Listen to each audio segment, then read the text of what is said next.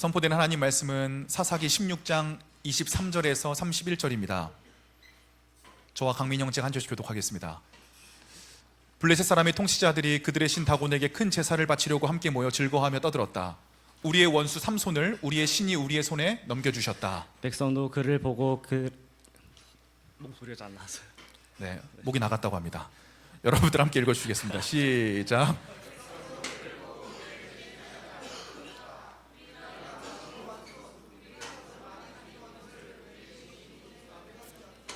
그들은 마음이 흐뭇하여 삼손을 그곳으로 불러다가 자기들 앞에서 제주를 부리게 하라고 외쳤다.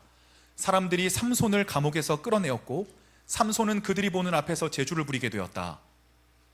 그들은 삼손을 기둥 사이에 세워두었다. 그러자 삼손은 자기 손에 들려주는 손에게 이 삼손을 겉에 있는 기둥을 만질 수 있는 곳에 나를 데려다하고 기둥에 좀 기대고 싶다 하고 부탁하였다. 그때 그 신전에는 남자와 여자로 가득 차 있었는데 블레셋 사람의 통치자들도 모두 거기에 있었다. 옥상에도 3,000명쯤 되는 남녀가 삼손이 제주 부리는 것을 구경하려고 모여 있었다. 주님께 부르짖어 간구하였다. 주님, 기억하여 주시기를 간절히 바랍니다. 이번 한 번만 힘을 주시기를 간절히 바랍니다.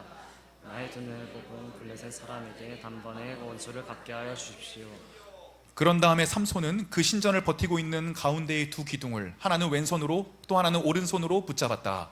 그리고 그가 블레셋 사람들과 함께 죽게 하여 주십시오 하고 외치며 있는 힘을 다하여 기둥을 밀어내니 그 신전이 무너져 내려 돌담에 깔렸다. 삼손이 죽인 사람보다 더 많았다. 제가 읽겠습니다. 그의 형제들과 아버지의 집안 온 친족이 내려와서 그의 주검을 가지고 돌아가서 소라와 에스다올 사이에 있는 그의 아버지 마노아의 무덤에 묻었다. 그는 20해 동안 이스라엘의 사사로 있었다. 아멘.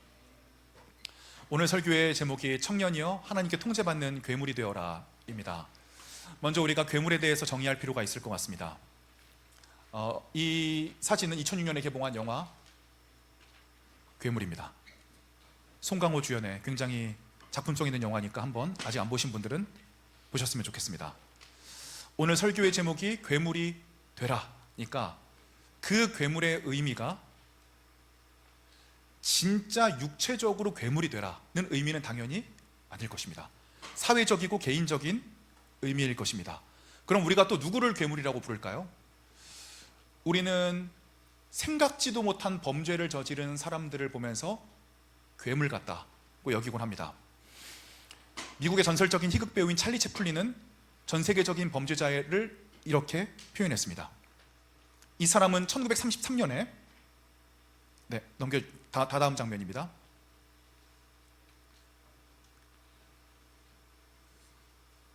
이 사람은 1933년에 독일의 총통이 되었는데요.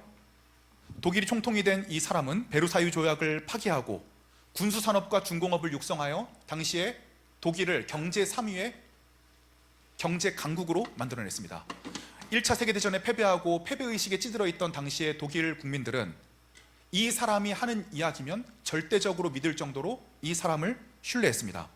이 사람은 자신의 나라를 경제 3위의 대제국으로 만드는 데에만 그치지 않았습니다. 이 사람은 대통령을 폐위하고 독재를 하기 시작했습니다. 그리고 전쟁을 시작했습니다. 폴란드 침공으로부터 시작된 2차 세계대전은 전쟁 초기 영국과 프랑스의 소극적 자세 때문에 빠른 전개를 역이용하여 노르웨이와 덴마크를 단숨에 점령하고 세계 제2차 세계대전을 일으키게 되었습니다. 그가 프랑스의 마지막 전쟁의 노선이었던 마지노선을 침공하여 뚫어낸 것은 전쟁 역사상 엄청난 위협이 맞았습니다. 하지만 이 사람은 전 세계 전쟁의 주범이며 홀로코스트를 비롯한 점령지 주민 학살 등을 통해서 각종 전쟁 범죄를 방치하고 조장함으로써 전 세계의 민심을 완전히 잃게 되었습니다. 이 사람도 괴물이지만 성경에서는 분명히 이야기하고 있습니다. 우리가 이들과 같은 범죄자가 되어서는 안 된다고 말입니다. 시편 37편에서는 이야기합니다. 악에서 떠나 선을 행하라. 그리하면 영원히 살 것이다. 여호와께서 정의를 사랑하시고 그의 성도를 버리지 아니하심으로이다. 그들은 영원히 보호를 받으나 악인의 자손은 끊어지리로다. 우리는 또 탁월한 업적을 남긴 사람들을 때로는 괴물이라고 이야기하기도 합니다. 사진을 보여주시면 이 사람은 아주 불우한 환경에서 자랐습니다. 15살 때 데니스에서 식기 세척원으로 일했습니다. 30살이 되어 전기공학 엔지니어로 성장한 이 사람은 두 아이의 아버지이자 기혼자였는데요, 친구들 2명을 꼬셔서 식당 한 자리에서 창업을 하기로 결정을 합니다. 이 사람은 이렇게 얘기합니다. 당시에 저는 창업을 해본 경험도 없었고 사업체를 어떻게 운영해야 되는지도 몰랐습니다. 그리고 그것은 저의 두 친구도 마찬가지였습니다. 그는 공동 창업자들과 함께 비디오 게임 그래픽을 처리하는 완전히 새로운 방식을 구상했습니다. 그리고 시간이 지나 시가총액 1위의 대기업인 엔비디아가 되었습니다. 또 한 사람을 소개하고 싶습니다. 사진 준비 안 했어요. 이 사람은 통나무를 베거나 청소나 컴퓨터를 조립하는 일로 근근히 살아가는 사람이었습니다. 그는 돈이 부족해서 오렌지로 끼니를 때우기도 했습니다. 그는 전 재산을 털어 사업을 시작했습니다. 그가 처음에 사업 자금으로 가지고 있던 것은 $3,000에 불과했습니다. 친형을 꼬셔서 $6,000를 지원받고 친구를 꼬셔서 $4,000를 지원받았습니다. 그들은 사무실을 구할 돈이 없었습니다. 그래서 집을 포기하고 사무실에서 숙식을 했습니다. 직원은 3명이었지만 컴퓨터가 한 대밖에 없었습니다. 낮에는 홈페이지를 운영하고 저녁에는 코딩을 했습니다. 이 사람이 테슬라의 CEO이자 스페이스X로 화성을 탐사하려고 하는 일론 머스크입니다. 또 한 사람 소개해 드리려고 합니다. 이 사람은 실패가 많은 사람이었습니다. 이 사람은 남들은 다 떨어지지 않는 초등학교 시험에 2번 낙제했습니다. 중학교 시험에는 3번 낙제했습니다. 대학도 삼수했습니다. 취업은 30번 떨어졌는데요, 경찰에 지원했을 때 5명은 붙고 1명이 떨어졌는데 그게 이 사람이었습니다. 마지막으로 KFC 알바를 지원했는데 24명 지원자 가운데 23명은 붙고 1명은 떨어졌습니다. 떨어진 사람이 이 사람이었습니다. 하버드에 지원했습니다. 하버드에는 10번 다 떨어져서 결국 진학을 하지를 못했습니다. 이 사람이 하루에 매출 25조 원을 벌어들였던 알리바바의 창업주 마윈이라고 하는 사람입니다. 우리는 이 사람들을 괴물, 천재로 타고난 사람, 이렇게 얘기합니다.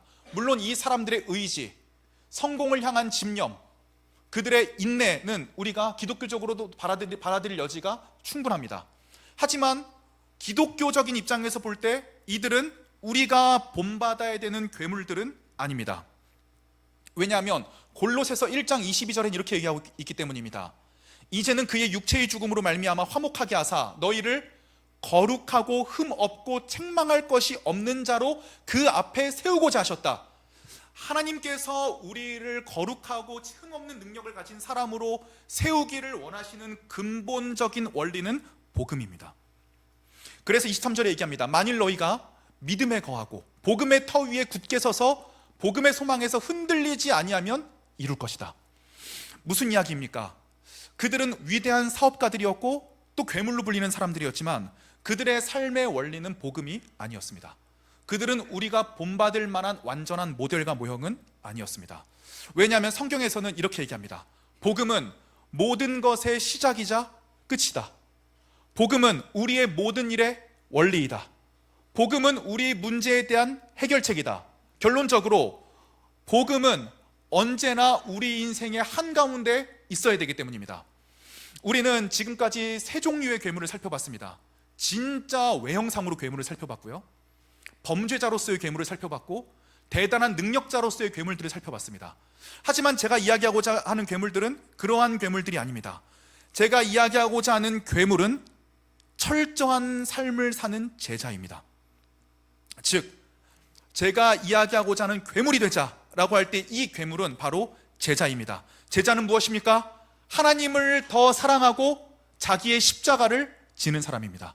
우리의 모든 절망과 우리의 모든 우상과 심지어 우리의 모든 꿈과 비전보다 하나님을 더 사랑하기로 의지적으로 결단하는 사람, 또 오늘 하루 나에게 주어진 모든 짐을 하나님 앞에 지기 위해 결단하는 사람, 나의 재능을 하나님을 위해 사용하기로 결단하고 철저하게 하나님 앞에 서 있고 나의 인생의 원리를 복음으로 가져가기를 노력하는 제자의 삶을 사는 진정한 의미에서의 신앙적인 괴물들, 이런 괴물들이 필요한 것입니다. 그럼 우리는 여기서 궁금해집니다. 대체 왜 괴물입니까?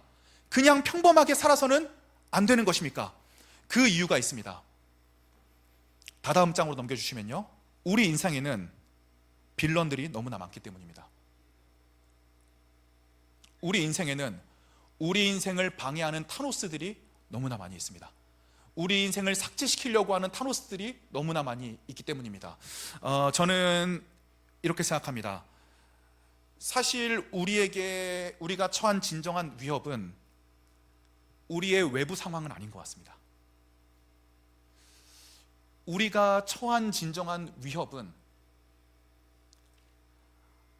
외부에서 심각한 위협이 우리의 목숨을 위협하는데도 불구하고 계속적으로 현재에 만족하기를 원하고 단 하나의 도전을 하기도 싫어하며 하나님 앞에 바로 설 열망과 의지조차 없는 우리의 내면입니다. 날마다 감정적인 위로만 받기를 원하고 하나님 앞에 노력하기보다는 합리화하고 싶어하며 하나님을 더 사랑하기보다는 내 감정과 내 생각을 더 사랑하기를 원하는 그러한 우리의 내적 모습이 우리에게 더욱더 큰 위협이라는 생각이 듭니다. 즉, 우리는 이런 교육들을 많이 받아왔습니다. 너는 평화의 도구가 되어야 된다. 너는 어떤 사람에게서도 분쟁을 일으키면 안 되고, 너는 어디서도 유순하게 행동을 해야 되며, 너는 예수님을 믿는 자처럼 원수도 사랑할 수 있어야 된다. 물론 맞는 이야기입니다. 하지만 때로 현실은 그렇지 못합니다. 우리는 우리의 가정과 우리 자신과 우리 교회와 우리가 사랑하는 것들을 지키기 위해서 강력한 힘을 가지고 있어야 됩니다. 괴물이 되지 않으면 세상 속에서 우리를 위협하는 괴물들과 정면 대결할 수 없습니다. 우리는 괴물이 되어야 됩니다. 첫 번째로 사랑하기 위해서 괴물이 되어야 됩니다. 사랑하는 데에는 엄청난 의지와 힘이 필요합니다. 사랑은 아무나 할 수 있는 것이 아닙니다. 사랑은 정말 예수 그리스도를 경험하고 예수 그리스도로부터 사랑을 분유받은 사람만이 할 수 있습니다. 사랑은 단순한 감정이 아닙니다. 사랑은 법적 제도도 아닙니다. 사랑은 내가 저 사람을 예수 그리스도 안에 사랑하기로 결단하고 저 사람이 어떠한 모습과 상황이든지 간에 내가 저 사람을 선택하기로 한 예수 그리스도의 사랑을 본받는 것이 진정한 사랑입니다. 사랑하기 위해서는 괴물이 되어야 됩니다. 평범한 마음가짐으로는 절대 다른 사람들을 사랑할 수가 없다는 것입니다. 제가 지지난주에 웨딩드레스 투어를 했습니다. 대부분의 남자분들이 그렇듯이 우리는 결혼에 별 관심이 없습니다. 우리는 결혼식날 우리가 어떤 옷을 입는지, 어떤 식장에서 결혼을 하는지, 스냅 사진을, 스튜디오 사진을 어떻게 찍어야 되는지 사실 우리는 별 관심이 없습니다. 하지만 우리가 그 웨딩 준비에 최선을 다해야 되는 이유는 우리가 사랑하는 사람이 그것을 원하기 때문입니다. 그래서 저도 마음을 먹었습니다. 이 시간만큼은 내가 확실하게 저 사람을 사랑해야겠다. 좀 겁이 났습니다. 자매님들 이해해 주셔야 됩니다. 남자들은 보통 자매님들 따라서 쇼핑센터만 들어가도 하늘이 빙빙 도는 것 같은 착각을 느낍니다. 30분 이상 느끼면 30분 이상 버티면 메스꺼움이 올라옵니다. 그래서 남자분들과 항상 쇼핑을 하실 때는 이렇게 해주셨으면 좋겠습니다. 오늘 몇 시까지만 쇼핑할 거야. 그리고 지하 2층 같은 데 가면 티 하나에 10,000원짜리 같은 거 팔잖아요. 그런 거 한 2개 사주면 되게 좋아합니다. 그런 거 2개 사주고 1시간 정도 데리고 다니는 거예요. 그리고 그 시간을 반드시 지켜주셔야 그 다음에 또 쇼핑을 따라올 때도 이 사람의 마음에 부담감이 없습니다. 어떻게 오늘 내가 사랑하는 사람을 공주로 행복하게 만들어줄 수 있을까? 마침 그날 저희 교회 간사님께서 저에게 유튜브 URL 하나 보내주셨습니다. 웨딩드레스를 입고 커튼이 열릴 때 이 음악을 틀어주시면 좋아할 것 같습니다. 굉장히 좋은 아이디어라고 생각이 들었습니다. 그래서 4개의 음악을 준비해갔습니다. 첫 번째 음악, 애국가. 두 번째 음악, 올림픽 음악. 그거 있지 않습니까? 딴따라 단따라 단따라 단따라 단따라 단따라 단. 세 번째 음악, 아주 웅장하고 화려한 약간 히어로 음악. 이렇게 네 번째는 잔잔한 음악. 이렇게 4개의 음악을 가지고 신부가 커튼 안으로 들어가고 문이 열리기를 이제 기다리면서 URL을 켜고 음악을 준비하고 있습니다. 근데 처음부터 음악이 크게 나오면 안 됩니다. 놀랄 수 있기 때문에 음량을 가장 밑으로 줄여놨다가 커튼 열리고 신부님 나오겠습니다 할 때 음량을 천천히 그 강도를 조절해가면서 천천히 올리면서, 남자분들 잘 들어주세요. 앉아있으면 안 돼요. 내 안에 있는 그 약간의 그 진심 있지 않습니까? 95%는 두려움이지만 5% 남아있는 그 진심들, 그거에만 집중하는 거예요. 그래서 커튼이 딱 열리는 순간에 바로 자리에서 일어나기 시작하면서 박수를 와우 하면서 앞으로 다가가 줍니다. 그리고 그 신부의 드레스를 밟을 정도까지 가까이 다가와서 아주 구체적으로 칭찬을 해주기 시작합니다. 칭찬만 해주면 안 돼요. 진실성이 없게 여겨지거든요.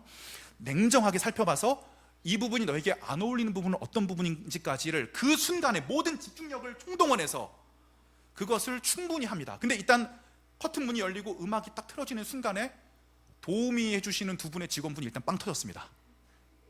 그리고 그분들이 알아서 신부님께 이런 신랑은 처음 봤다 이렇게 얘기를 해주고, 또 그럼 신부가 이제 으쓱하잖아요. 그럼 마치 대접받는 듯한 느낌이 나지 않겠습니까? 진심으로 해야 돼요. 다 느껴요. 진심으로. 그리고 그날따라 처제가 될 분도 같이 가서 처음으로 좀 시간을 갖게 되었는데, 처제가 집에 가서 그렇게 얘기했다고 합니다. 오늘 형부를 보고 남자를 보는 눈이 더 높아지게 됐다. 형부 같은 남자와 결혼하고 싶다.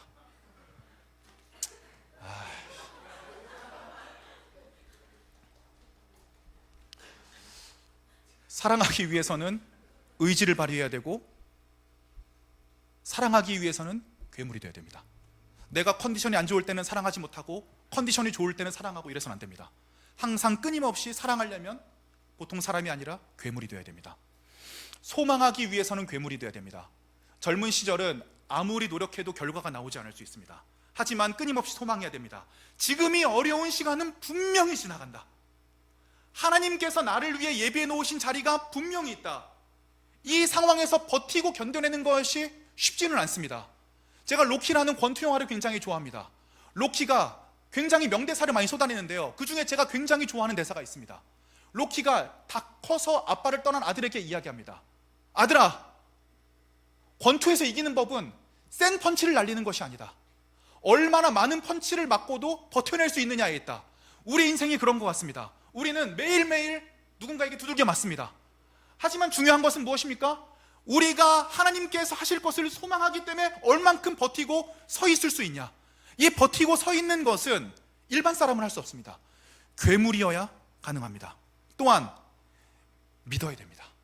예수 그리스도께서 다시 재림하실 것을 믿고 우리가 오늘 하루를 제대로 살아가기 위해선 괴물이 되어야 됩니다. 성경에서는 괴물이 되라고 얘기합니다. 이 괴물은 능력이 아닙니다. 하나님을 붙들 수 있는, 말씀 앞에 설 수 있는 강력을 의미합니다. 저는 오늘 두 명의 사람을 소개해 드리겠습니다. 첫 번째는 통제받지 못한 괴물입니다. 이 사람의 이름은 삼손입니다. 사사기 13장 1절을 보여주시죠. 이스라엘 자손이 다시 여호와의 목전에 악을 행하였으므로 여호와께서 그들을 40년 동안 블레셋 사람에 넘겨주셨다. 블레셋의 침략을 받고 있습니다. 소라 땅의 단지파의 가족 중에 마노아라 이름하는 자가 있더라. 그의 아내가 임신하지 못함으로 출산하지 못하더니, 출산하지 못하는 여성은 하나님 아버지의 마음을 대변하는 사람들입니다. 여호와의 사자가 그 여인에게 나타나서 그에게 이르되, 보라, 내가 본래 임신하지 못함으로 출산하지 못하였으나 이제 임신하여 아들을 낳을 것이다. 벌써 출생부터가 특별하지 않습니까? 어려운 상황, 임신하지 못하는 여자, 하지만 특별히 하나님의 능력으로 아들이 태어납니다. 그런데 이 아들은 하나님께서 특별히 선택한 사람이었습니다. 그러므로 너는 삼가 포도주와 독주를 마시지 말며 어떤 부정한 것도 먹지 말라. 보라, 내가 임신하여 아들을 낳으리니 그의 머리 위에 삭도를 대지 말라. 이 아이는 태에서 나옴으로부터 하나님께 바쳐진 나실인이 됨이라. 그가 블레셋 사람의 손에서 이스라엘을 구원하기 시작하리라 하시니, 이 삼손이라는 사람은 태어나면서부터 특별한 능력과 선택을 가진 괴물로 태어났습니다. 성경 역사상 가장 위대한 능력을 가진 사람으로 태어났습니다. 이 삼손에게 문제가 있었습니다. 괴물은 괴물이되 하나님께 통제받지 못하는 괴물이었습니다. 이 괴물은 하나님의 통제를 받지 않았기 때문에 당연히 자기 자신의 통제를 받기 시작했습니다. 세 가지를 이야기하고자 합니다. 이 사람이 실패했던 부분, 첫 번째, 그는 음란했고 욕구를 조절하지 못했습니다. 사사기 16장 1절 2절에 보면요, 삼손이 가사에 가서 거기서 한 기생을 보고 그에게로 들어갔더니, 무슨 얘기예요? 그냥 가는데 이쁜 여자 있어서 성적인 관계를 가진 겁니다. 가사 사람들에게 삼손이 왔다고 알려짐에 그들이 곧 그를 애워싸고 밤새도록 성문에 매복하고 밤새도록 조용히 하며 이르기를 새벽이 되거든 그를 죽이리라 하였더라. 이 사람은 자신의 능력을 여자에게 인기나 많은데 사용했습니다. 그는 음란했고 욕구를 조절하지 못했기 때문에 결국 이 부분 때문에 자신의 인생이 송두리째 실패하고 하나님의 계획도 실패하며 민족도 구원하지 못하는 지경에 이르게 됩니다. 여러분들 가운데 자신이 태어난 집안과 외모와 자신의 보잘것없는 능력 때문에 절망하시는 분들도 계실 것을 알고 있습니다. 삼손을 생각하십시오. 삼손은 반대로 위대한 능력을 타고났으나 하나님께 붙들려지지 않았기 때문에 완전히 망가진 인생을 살았고 성경에서 가장 보잘것없는 인물이 되었습니다. 두 번째로 그는 충동적이었습니다. 사사기 15장 1절에 보면요, 얼마 후 밀 거둘 때 삼손이 염소 새끼를 가지고 그의 아내에게로 찾아가서 이르되 내가 방에 들어가 내 아내를 보고자 하노라 하니 장인이 들어오지 못하게 하고, 또 여자 문제입니다. 이르되 내가 그를 심히 미워하는 줄 알고 그를 내 친구에게 주었노라. 결혼하기로 해놓고 잔치 다 해놓고 자기 수가 틀려서 자기 기분 풀 때까지 딴 데서 놀다 왔습니다. 그러니까 장인은 당연히 딸이 버림받은 줄 알고 다른 남자에게 시집을 보낸 후였습니다. 삼손은 본인이 잘못해놓고 본인이 화가 났습니다.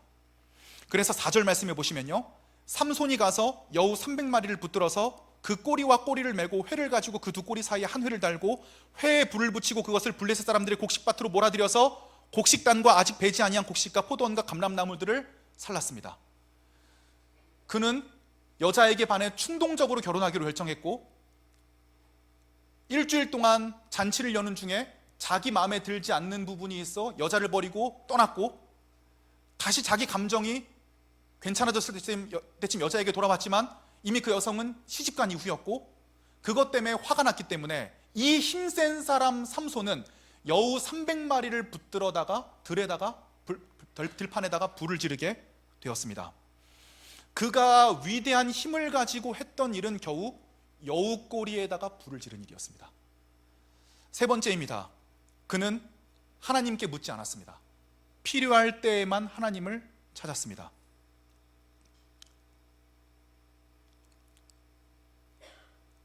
사사기 15장 15절부터 보여주시죠. 삼손이 얼마나 힘이 셌던지 나귀 턱뼈를 붙잡고 1000대1로 싸워서 1000명을 죽여버렸습니다. 이것은 하나님께서 계획하신 일도 아니고 하나님께 묻고 일어난 일도 아닙니다.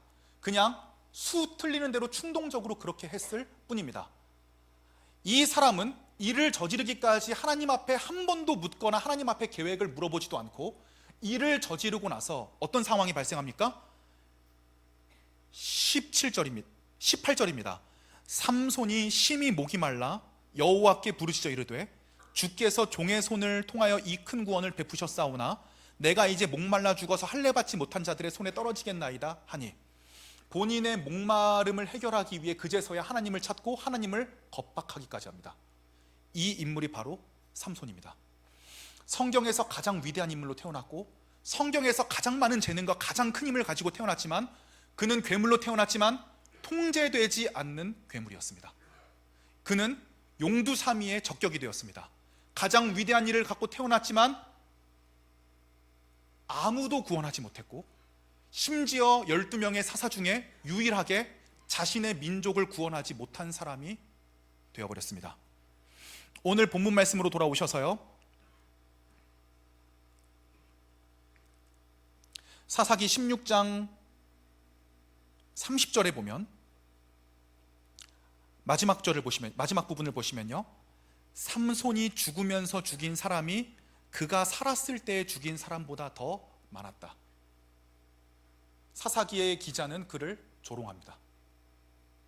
그는 아무 일도 하지 못했습니다. 그는 위대한 능력을 보잘것없이 자기를 위해서만 사용했기 때문입니다. 자, 그러면 우리는 통제된 괴물의 모형을 보고자 합니다. 그분은 바로 예수 그리스도입니다. 예수 그리스도의 사역을 보면 그분의 사역은 목적이 너무나 뚜렷했습니다. 그분의 목적은 저와 여러분들을 위해 십자가에서 죽으시고 부활하시는 것이었습니다. 그분의 삶에 있는 단 한 가지의 목적은 죽음과 부활이었고, 이 죽음과 부활을 위해 그분의 모든 생애와 시간이 맞춰져 있었습니다. 이를테면 이런 겁니다. 5년 전에 헬기에서 떨어져 유명을 달리한 위대한 농구 선수가 있습니다. 코비 브라이언트라는 사람입니다. 코비 브라이언트는 역사의 길이 남을 정도로 위대한 농구 선수였습니다. 아주 중요한 경기였습니다. 코비 브라이언트의 팀은 지고 있었습니다. 한 점만 넣으면 역전할 수 있는데 한 점 차이로 지고 있었습니다. 당연히 동료들은 볼을 코비 브라이언트에게 돌렸습니다. 코비 브라이언트가 1초를 남기고 슛을 쐈지만 슛이 들어가지 않았습니다. 팀은 패배했습니다. 경기가 끝나고 기자들이 득달같이 달려들어 인터뷰를 요청했습니다. 마지막 가장 중요한 골을 성공시키지 못하셨는데 지금 감정이 어떠신가요? 지금 어떤 마음이신가요? 코비 브라이언트가 이렇게 얘기했습니다. 지금 제 감정이 무슨 의미가 있죠? 저는 왜 오늘 골을 넣지 못했는지를 지금까지 계속 생각하고 있었습니다. 그리고 이제서야 답을 찾았습니다. 다음에 똑같은 상황이 왔을 때에는 저는 반드시 골을 넣을 것입니다. 무슨 이야기입니까? 목적이 있는 사람은 환경과 감정과 자신의 생각에 지배당하지 않습니다. 오직 비전입니다. 비전이 확실해야 상황과 환경과 감정을 이길 수 있는 놀라운 능력을 얻게 됩니다. 비전입니다. 오직 비전. 우리의 삶이 어려운 이유는 무엇입니까? 삶이 어렵기 때문이 아닙니다. 삶을 뚫고 나갈 수 있는 비전이 없기 때문입니다. 너무 자주 감정적으로 무너지고 너무 자주 내 생각 속에 갇혀 있나요? 신앙이, 내 삶이 더디 가는 것처럼 슬럼프를 겪고 계신가요? 왜 그렇습니까? 목적이 결여되었기 때문입니다. 비전이 없기 때문입니다. 비전이 내가 잘 먹고 잘 사는 비전에서 마무리되니, 잘 먹고 잘 살려고 하는 꿈이 큰 사람은 우리가 앞서 살펴봤던 일론 머스크나 마윈처럼 될 것입니다. 하지만 어느 정도 먹고 살만하면 이렇게 되겠죠. 내가 더 열심히 해야 되나? 이미 충분히 먹고 살만한데 왜 내가 더 열심히 해야 되지? 분명히 만족하는 지점이 온다고 하는 것입니다. 그러면 당연히 정체되게 되고 순환되지 못하게 되고 신앙은 막히게끔 되어져 있습니다. 중요한 것은 비전입니다. 예수 그리스도의 비전은 무엇입니까? 죽으시고 부활하시는 것이었습니다. 그분은 그 죽음과 부활의 타이밍에 맞추기 위해서 갈릴리에서 사역하실 때는 병을 고치시고 사람들에게 이야기하지 말라고 말씀하십니다. 중간 여정기 때부터는 자신이 어떤 목적을 가지고 이 땅에 왔는지 제자들에게 이야기합니다. 제자들은 그것을 이해하지 못합니다. 하지만 예수 그리스도께서는 그것을 반복적으로 이야기합니다. 마태복음 16장 21절입니다. 다 같이 읽겠습니다. 시작.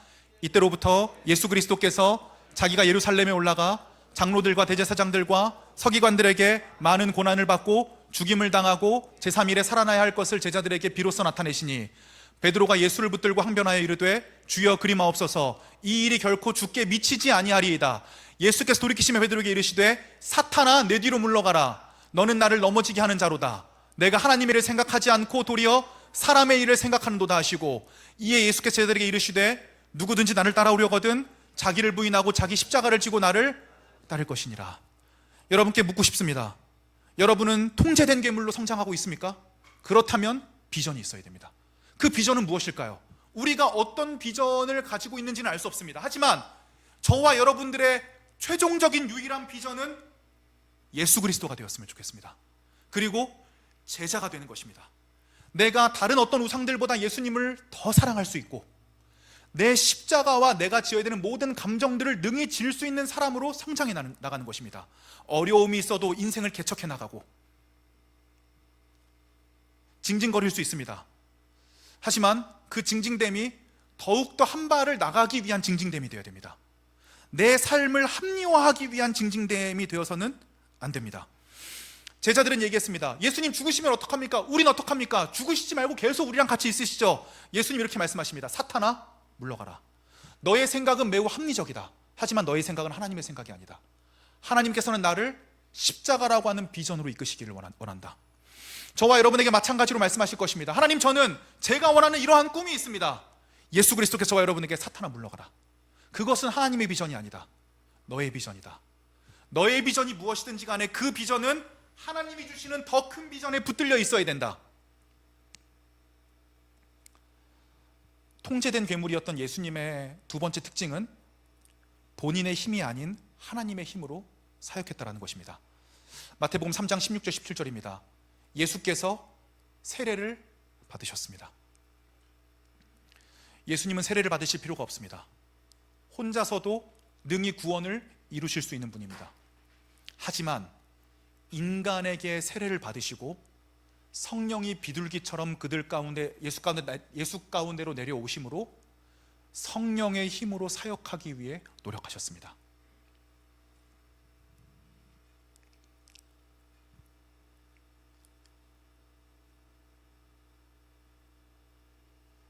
똑똑한 사람들에게는 이성과 합리가 있고 하나님의 사람에게는 기도가 있습니다. 합리와 이성의 문제는 내 생각과 내 사고와 내 경험 밖으로 나갈 수가 없다는 것입니다. 아무리 생각해도 그것은 결국 내 생각이라고 하는 좁은 틀 아닙니다. 우리는 기도를 함으로써 하나님의 생각을 공유하게 되고 하나님의 비전을 알게 됩니다. 중보기도팀 만들고 있습니다. 이미 팀장 섭외했고요. 팀원 섭외하고 있습니다. 중보기도팀은 우리 청년부의 가장 베이직한 영성을 맡아줄 겁니다. 내년에 저와 함께 기도원도 많이 다니게 될 겁니다. 금식기도 밥 먹듯이 하게 될 겁니다. 그리고 지금 중보기도팀하고 송구영신 예배 끝나고 밤샘 기도 생각하고 있습니다. 팀장에겐 얘기 안 했습니다. 팀장 안 한다 그럴까 봐요. 참석하실 분들은 함께 해주십시오. 그날 밤새서 새벽까지 송구영신 예배 끝나고 밤새 새벽까지 기도함으로써 그 영성을 가지고 우리 청년들을 돕고 1년 동안 갈 수 있는 기도의 힘을 얻게 되는 겁니다. 그분은 기도로 사역했습니다. 하나님께 일거수일투족을 물어봤고 본인도 신임에도 불구하고 자신의 힘으로 사역한 것이 아니라 성령의 힘을 빌림으로 사역했습니다. 저와 여러분들이 통제된 괴물이 되기를 원하십니까? 그러면 기도해야 됩니다. 기도를 통해서만 우리는 하나님으로 사역할 수 있는 놀라운 힘을 얻게 되기 때문입니다. 세 번째로는 그분은 리더십을 가지고 있었습니다. 삼손은 처음부터 죽을 때까지 혼자였습니다. 그는 아무리 위대한 능력을 갖고 있었지만 혼자였기 때문에 아무 일도 할 수 없었습니다.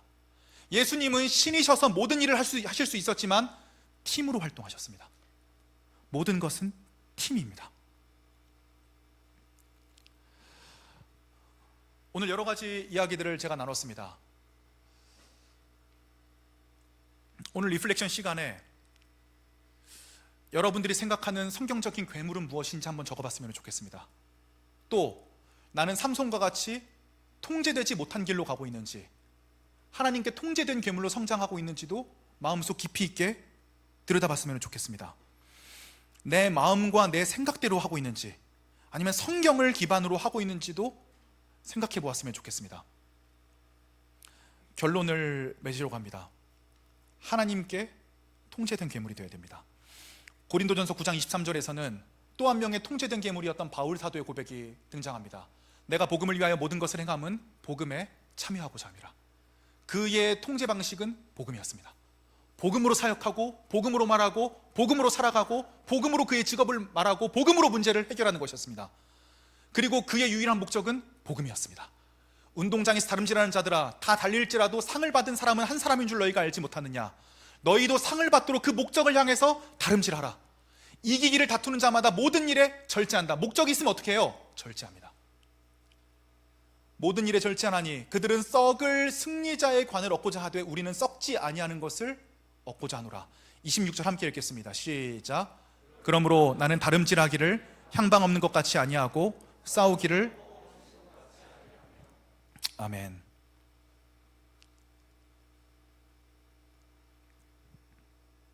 디모데후서 2장 20절에서 22절도 나누고 싶습니다. 큰 집에는 금그릇과 은그릇뿐 아니라 나무그릇과 질그릇도 있어 귀하게 쓰는 것도 있고 천하게 쓰는 것도 있나니 그러므로 누구든지 이런 것에서 자기를 깨끗하게 하면 귀히 쓰는 그릇이 되어 거룩하고 주인의 쓰심에 합당하며 모든 선한 일에 준비함이 되리라. 또한 너는 청년의 정욕을 피하고 주를 깨끗한 마음으로 부르는 자들과 함께 의와 믿음과 사랑과 화평을 걸으라. 2024년 저와 여러분들의 타고난 그릇은 중요하지 않습니다. 그릇을 깨끗하게 닦아서 주인께서 쓰시기에 합당한 아주 독특한 개성을 가진 하나님의 사람들, 괴물, 그러면서도 나를 위한 괴물이 아니라 하나님께 통제받는 성경의 위대한 인물들과 같은 인물들이 되시기를 주님의 이름으로 축복을 드리겠습니다.